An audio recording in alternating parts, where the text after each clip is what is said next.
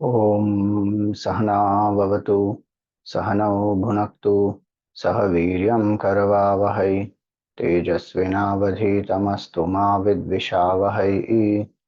Om Shanti Shanti Shanti. Om Sadashivasamarambham Shankaracharya Madhyamam Asmadacharya Paryantam Vande Guru Paramparam. Om Namaste Astu Bhagavan Vishveshwaraya Mahadevaya Trambakaya Tripurantakaya Trikagnikalaya Kalagni Rudraya Neelakanthaya Mrityunjayaya Sarveshwaraya Sadashivaya Shriman Mahadevaya Namaha. Om Samasta Jana Kalyane Niratam Karunamaya Namami Chinmayam Devam Sadgurum Brahma Vidvaram. Om, salutations to all. So we are seeing the Rudrashtakam. It is one is Vedic form of Bhagwan is Rudra. The second is also Bhagwan got angry with Kakavashundi ji when he did not get up as a disciple out of ego, and the Guru did not have any uh, ill feelings about it, but the Lord said that he cannot bear this, and so he pronounced a curse. To save the disciple, the Guru, out of compassion, is singing this.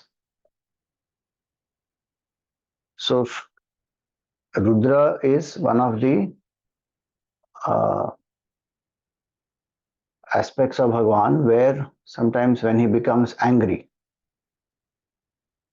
so he will be destroying the whole creation, also gets destroyed. That is a Rudra Rupa.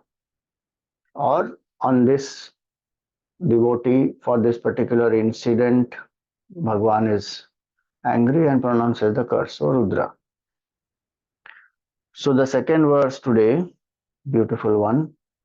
निराकारमोङ्कारमूलं तुरीयं गिराज्ञानगोतीतमीशं गिरीशं करालं महाकालकालं कृपालं गुणागारसंसारपारं नतोऽहम्. So natoham, my salutations, passive voice in Sanskrit, natoham, I bow down otherwise in simple language. To whom? To one who is nirakara, who has actually no form, who is formless, infinite consciousness. But that which is formless does not mean it does not have an ability to take a form. Everything, in fact, which is having a form is in its subtle nature formless only. Form is the grosser manifestation of the subtler nature. So we have a physical body which has a form. Our mind does not have a form. Thoughts don't have a form. They will take the form of whatever we think about. So if I think apple, now the vritti has taken the form of an apple. If I see computer, it has taken the form of a computer. But by itself it is thoughtless, formless, sorry. Many things like that.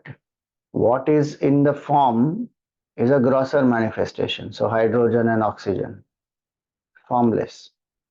Now they combine together and then water will be formed. Then one can see, okay, physical form is there. Same way, fire is formless, manifest, unmanifest in the wood. Then it will, by friction, manifest.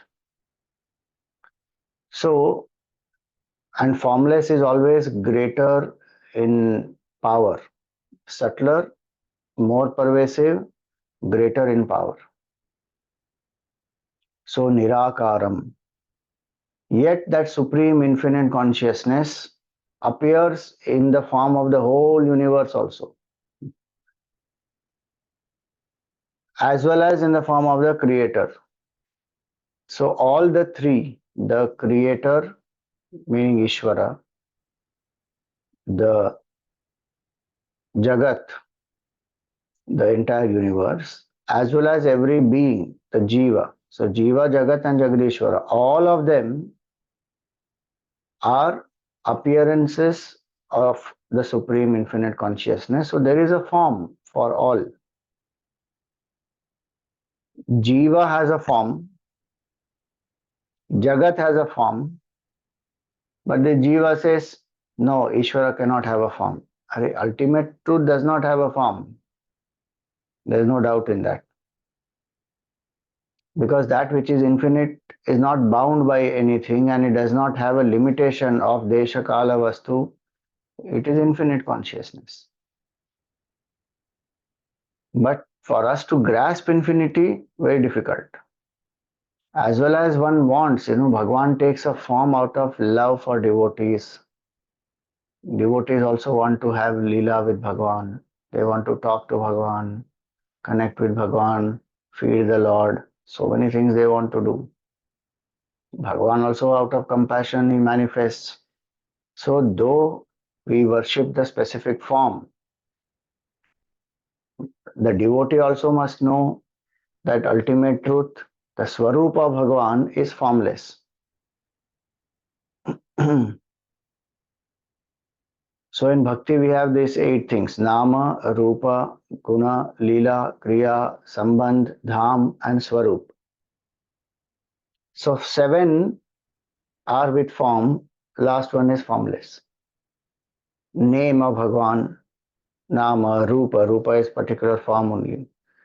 Then Leela, all the characteristics, all the activities that Bhagwan does, various vyavahar that he does, Leela. Guna is qualities, so no form for that specifically. So Nama, Rupa, Guna. Kriya is the daily actions, whatever Bhagwan does, his routine. Sambandh, what is the sambandh that one has with Bhagwan? So one Bhagwan will appear in that form. So somebody looks at Bhagwan as a child, as a beloved, as a husband, as a friend, as a master. Whichever form the devotee looks at, Bhagwan will manifest through that form. Nama, Rupa, Guna, Kriya, Leela, Sambandh. Then Dham, the abode of the Lord, where Bhagwan stays in a specific form. So Kailas is the abode of Bhagwan Shiva. And Swarupa, what is the essential nature of Bhagwan? So the qualities,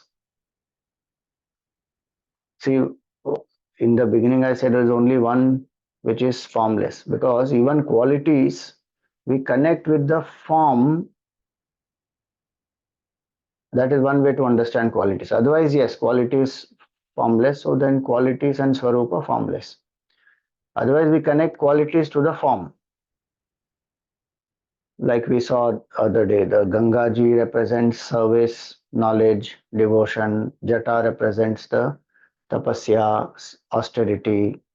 Blue neck represents compassion.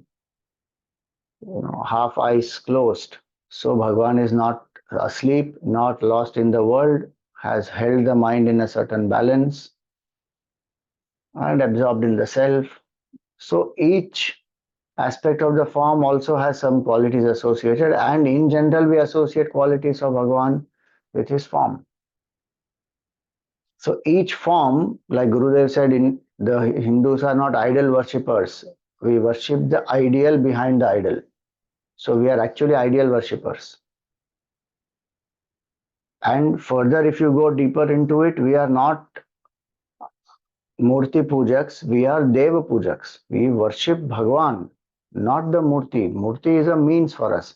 If somebody says we are cloth saluters, looking at the flag. We are not cloth saluters, we are saluting our country. The flag is made up of that cloth. Now some fool says, these are cloth saluters. What cloth saluters? We are saluting the country. For us, the country is important. Our bhav is for the country. So form also has a quality. So Nama, Rupa, Guna, Kriya, Leela, Sambandh, Dham all have form associations, and Swarupa is formless.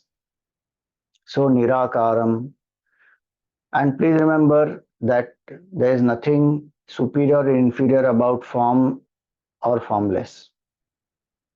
If somebody says no, formless is subtler, and so I am more greater because I do the formless upasana. These people worship the form. They are one and the same. Each one as per their temperament we have to choose. So Nirakaram, one who is formless, yet appears in many forms. We saw in the first one, na, Vibhum. Vibhum, one meaning of Vibhu is all pervasive, all pervasive. Other meaning of Vibhu is who manifests everywhere in a special way, Visheshana Bhati. So, all forms are Bhagwan's forms only. Nirakaram, Omkara Moolam. He is the source of Omkar. Omkar is the most powerful mantra indicating the Supreme. Om iti ekaksharam Brahma. And Bhagwan here he says the source of Omkar. Omkar itself means consciousness, but here if we say Omkar as a mantra, then Bhagwan is the revealer of that mantra, Bhagwan is the source of that Vedic mantra, and Bhagwan is the very truth revealed by Omkar. Omkara Moolam. Nirakaram Omkara Moolam Turiyam. Bhagwan is the fourth state of consciousness. So Omkar, A, U and Ma represent the three states of consciousness, the waking, the dream, the deep sleep. Identified with that, we become the waker, dreamer, deep sleeper. Vishwa, Tejas, Prajna. The entity of the waking state is called Vishwa, Mr. So and so. Because we perceive the Vishwa through this waking state. In the dream state, this Vishwa is not visible. And so each of us have a different name to identify each other. But the general entity, the waker of this state is called Vishwa. So Akara represents this Vishwa. Ukara represents Tejas. Why it is called Tejas? Because without any source of light, we are still seeing the whole dream, no? How is that possible? Our eyes are also closed. There is no physical source of light. And we have, like those of us who have spectacles, we don't need spectacles to see that dream. We remove it and we go to sleep, and then eyes are closed, no source of light, yet the whole dream appears. In whose light do I see that? So that consciousness which illumines this dream, empowers the mind, one is able to see. So that dreaming entity is called Tejas. Because it illumines the dream. The dream is perceived.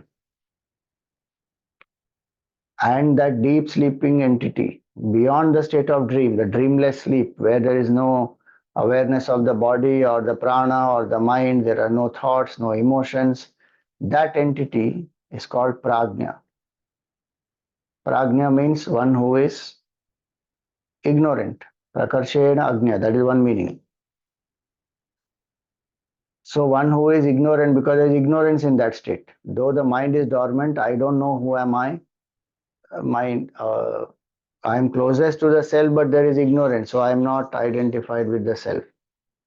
There is a state of dormancy. So I don't know anything in that state. When I come out of that state, then I feel, oh, I slept like a log. I knew nothing. So, Akara is represented by Vishwa, Ukara is Taijasa, Makara is Prajna, identified with each state, Jagrat, Swapna, Sushupti, waking, dream, deep sleep. So when one chants Om, one is saying that this waking, dream, deep sleep also, this waker, dreamer, deep sleeper, this is the realm of change. And even these three entities are actually consciousness only identified with the waking state. So who is the dreamer? Who is the waker? Who is the deep sleeper? Consciousness identified with the gross body experiencing the waking world is called Vishwa. Consciousness identified with the subtle body identified knowing oneself as Tejas. That is consciousness and sees the dream world, projects the dream world. And it is consciousness identified with the causal body becomes the deep sleeper, ignorant of everything. So it is consciousness only, but identified. Now between the two ohms there is a gap. That is consciousness by itself, not identified with anything. That is Turiya, the fourth state of awareness. It is called fourth because it is different from the three. Because these three are coming and going. They are realm of change. This is changeless. Otherwise, it is not actually another state. It is the state which is always there. The rest of them come and go. On the substratum of the consciousness, which is the Turiya Avastha, waking, dream, deep sleep keep happening. And so, Omkara Moolam Turiyam. Bhagwan is the source of Omkar as consciousness, as the revealer of the mantra, and Bhagwan is the very state indicated by Omkar also, as Vishwa Tejas Prajna and as the Turiya Avastha. The purpose of doing Omkara Upasana is to abide in the true nature of ours as Turiya Avastha. Our nature is infinite consciousness. One may do Omkara Upasana for other reasons also, but that is only on the way, means. The real goal is to realize, Arey, I am that Atma Tattva which is appearing as this entire creation. So, Turiyam, Bhagwan is that consciousness. So, in the Mandukya Upanishad, beautifully said, Shantam, Shivam, Advaitam, Chaturtham Manyante, Sa Atma. That which is peaceful, Shantam, Shivam, most auspicious, Advaitam, non dual, is the fourth state, and that is the Atma. And that is to be known, Savigneyaha. In human life, that is the goal, that has to be known. If I don't know that, everything else I know, what is the point? So Bhagwan in the Upanishad mantra says, Savigneya, that Atma has to be known, and that Atma, once we know, one is fulfilled. So Shivji is that. Nirakaram, Omkara Moolam, Turiyam.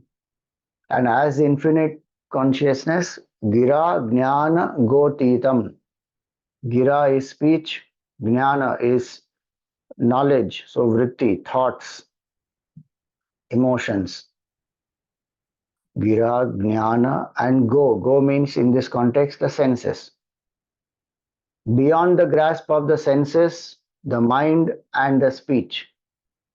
Meaning, Bhagwan cannot be realized as a specific uh, form outside. One may have darshan of the form, but one will still have the difference. So the ultimate realization is oneness, not difference. And Bhagwan is not an object to be known as other than me. Bhagwan is beyond the object and subject, the true nature of ours. So, beyond the grasp of senses, so physically also our senses are not capable of perceiving Bhagwan in the sense his nature is light, consciousness, and our eyes are so limited, they have a limited range of vision. One can't see. Physically also impossible. But Bhagwan blesses the devotee and then gives darshan. In some ways, the devotee has the darshan of Bhagwan, no doubt. But the point is, it is still, I am devotee, he is the Lord. Or whatever is the sambandh, there is a duality, right? And so Vedanta says ultimate is non-dual and cannot be known. How much ever I know, so it cannot be known as separately some object that will not remove my sorrow.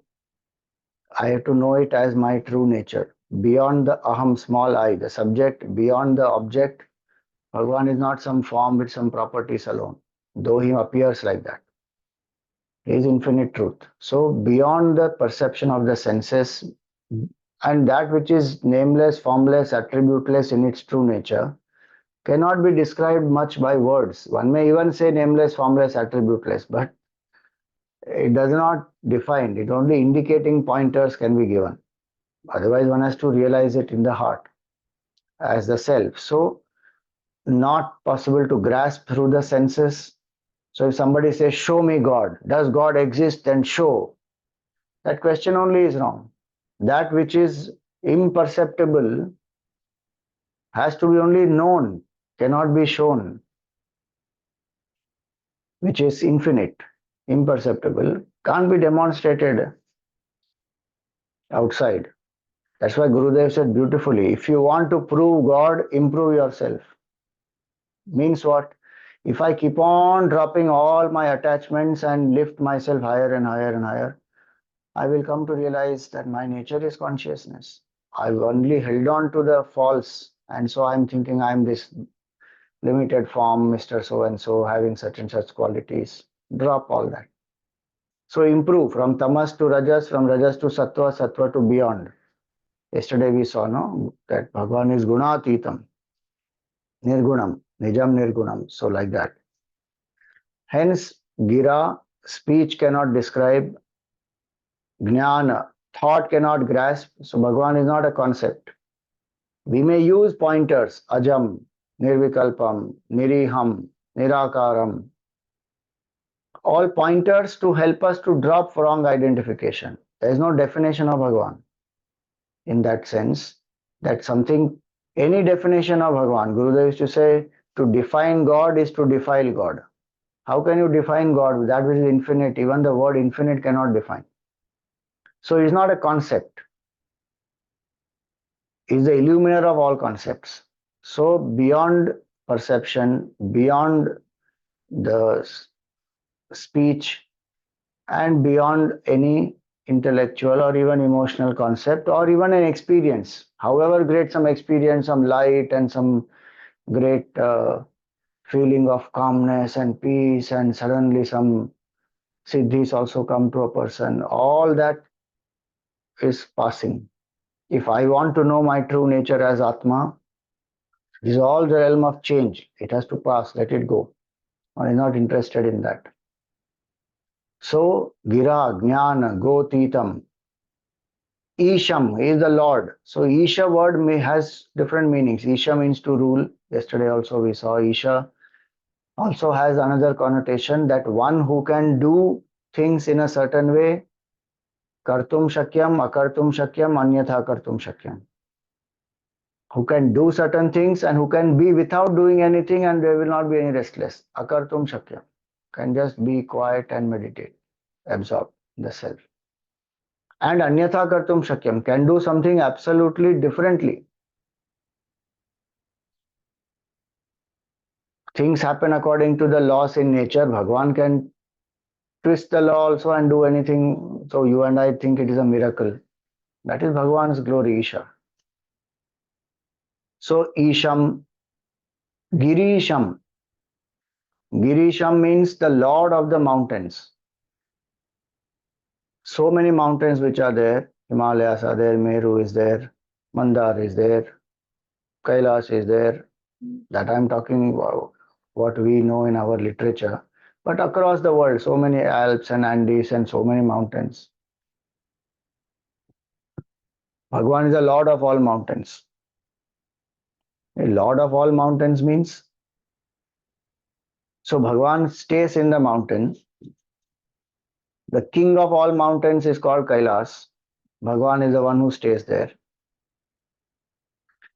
And he is the lord of the mountains, meaning what? What does a mountain symbolize?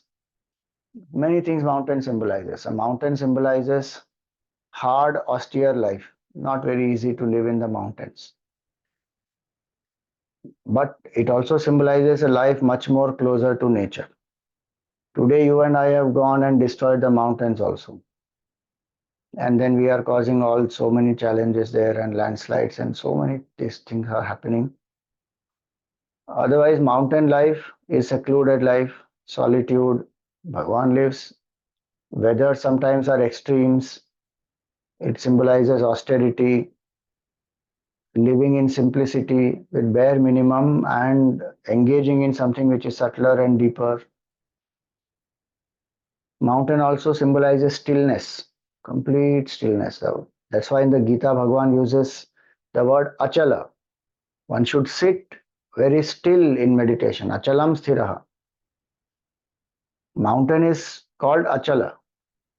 You know, Puranic stories, if you read, it will be said that earlier the mountains had wings and they used to fly around. And then Indra cut down the wings of all the mountains and they all fell. They fell. And so they became fixed, achala. So mountain symbolizes sthirata, stillness. And the purpose of going to mountains also is to become still. So looking at the beauty of nature, one admires the creator, and in the thoughts of the Lord, the mind becomes quiet. Away from the distractions of the world, temptations, sense objects, enjoyments. One lives in austerity, simplicity in the mountains and makes the mind quiet. Bhagwan is sitting there and doing that only. He is sitting in meditation in the mountains. He is not going around dancing and enjoying their stillness. So Girisham means that. And if you see the mountain, no, it is like this, pointed, right? So mountain also symbolizes the spiritual journey of a person. And that's why you see many temples are on mountains. We have to climb up somewhere on the peak and we feel, Arey, what is this Bhagwan? Every time he is mountain, he's staying somewhere on the top of a mountain and then we have to climb. That is we come out of comfort zone. And spiritual sadhana is that get out of comfort zone, learn to be in simplicity, put the body, mind, intellect through some austerity and difficulties. Because too much identification we have with this. That's the bondage. And mountain also shows the entire spiritual path. Broad base and it will keep going narrow, narrow, narrow and point up. Broad base of karma yoga we need. To serve Bhagwan, to do our activities. Through the day, our maximum part of the day goes in work. To have the bhav that I am serving Bhagwan in and through all the roles and duties I am doing, that is karma yoga. And dedicate all that to Bhagwan. Then upasana I have to do.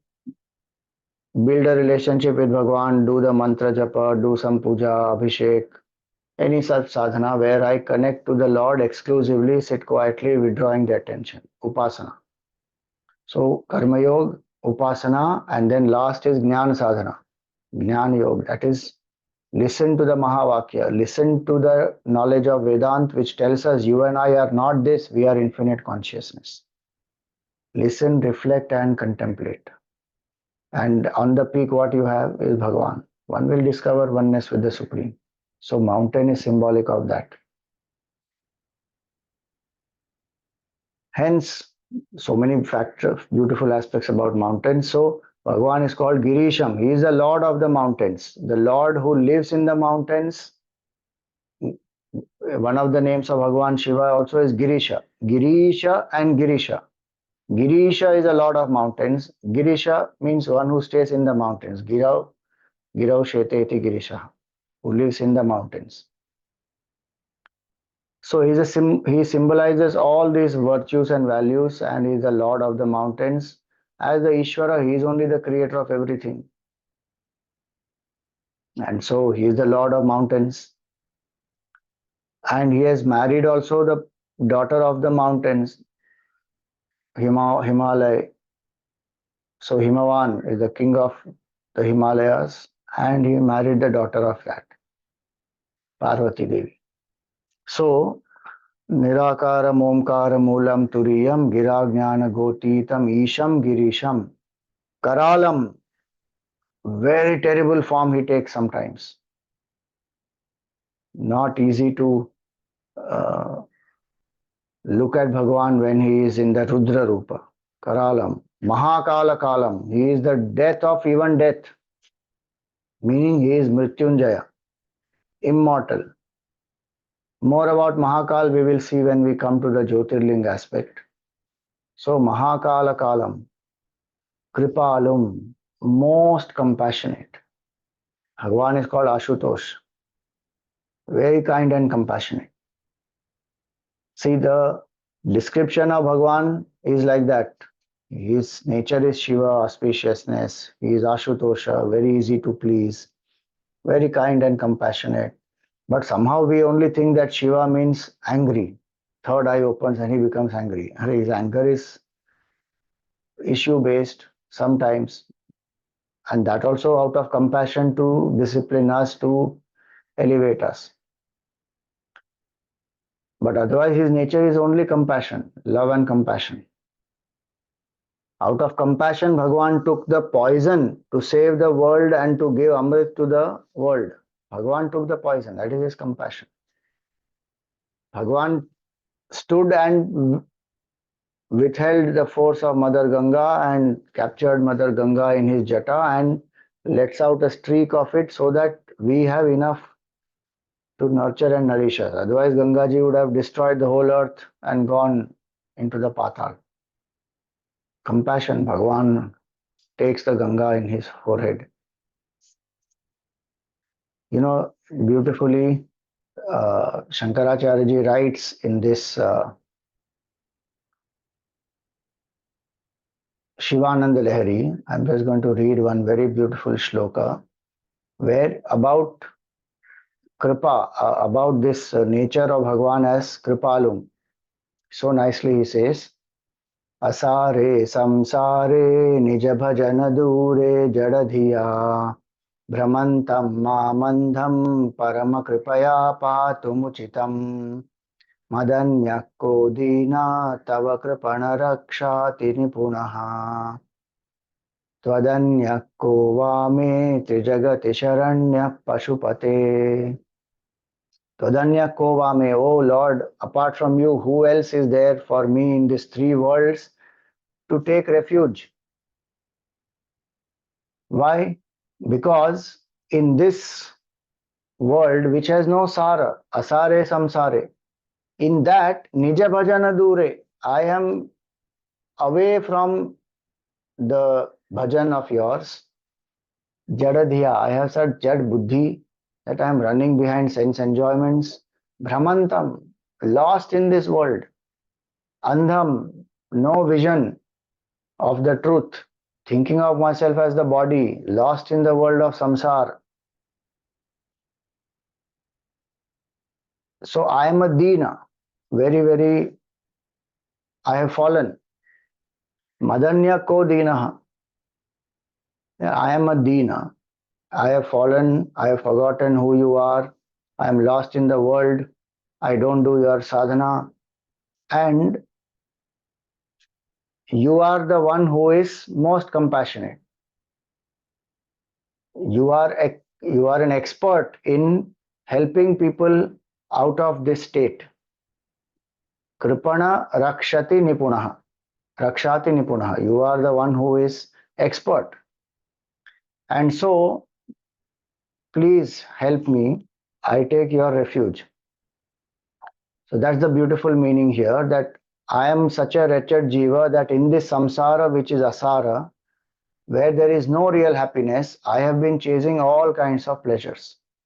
I have avoided chanting your name, singing your glories. I am such a dull-witted person, completely blinded by my desires. I am the one who deserves your grace. Please protect me. In this world, who can be more fallen and wretched than me? And who is more skilled than you to save a person like me? See that combination.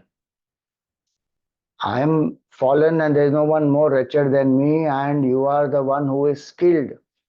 There is nobody more skilled than you to save a person like me. So I am Kripana and you are Kripanidhi. I have fallen. You are the ocean of kindness. Please show me the light, show me the way. Who else can be a refuge for a person like me? Who else can save me, guide me, and protect me? Hence, O Lord, I take refuge in you. Beautiful shloka. This is called Dina Bhakti. So when we come into that Dina Bhav, then Bhagwan's Kripa manifests more and more. This is not condemning oneself, this is not looking down upon oneself. This is accepting that yes, my mind is like this, I am not able to change. I have not even that efforts I am putting to change. Please help me to come out of this.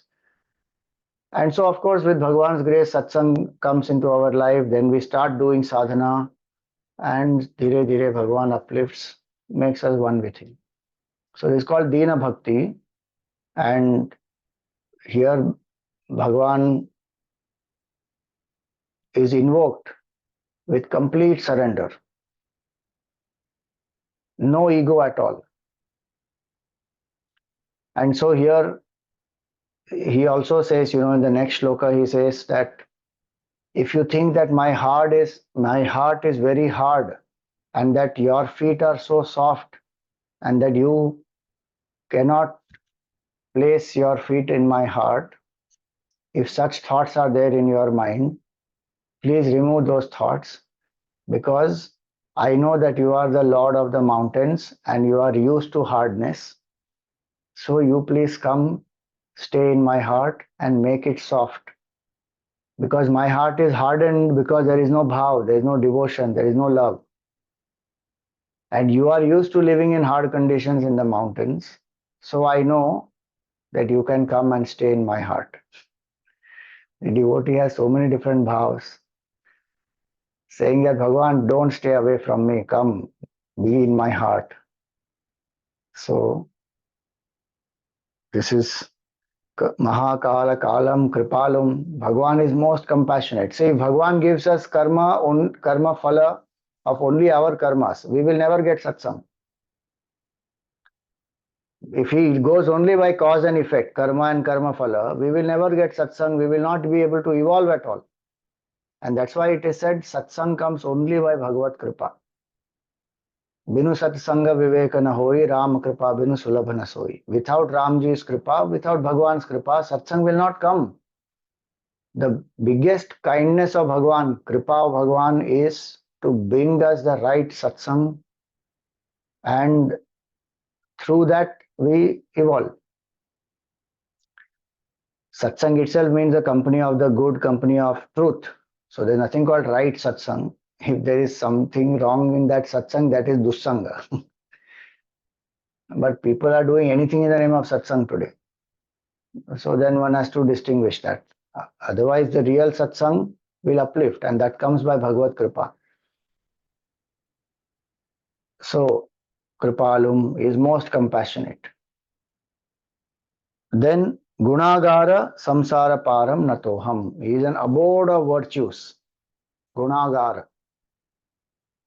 Each aspect of the form has virtues associated. Bhagwan lives those. An abode of virtues does not mean that intellectually he has appreciation for all these qualities, but a value when it is lived becomes a virtue. And Bhagwan is a abode of all of them because he lives those values. Shows in his actions. Gunagara Param, Samsara Param. Beyond the realm of change, Samyak Sarati, that which slips, which we can't grasp, which is continuously changing. That's the nature of samsara. And sometimes the change happens very fast also. By the time we realize something is, everything has changed already. But one who is beyond this change, samsara param, beyond the change meaning the whole change is happening on the substratum of the changeless truth. Bhagwan is that infinite changeless truth. And that is why it is Sara. Otherwise, what was said in the earlier shloka, samsara is asara. Asare samsare. There is no Sara here because everything is perishable, continuously changing, perishing. The changeless, imperishable, absolute truth is only one, and that is consciousness. So these are beautiful meanings, and we will contemplate on this.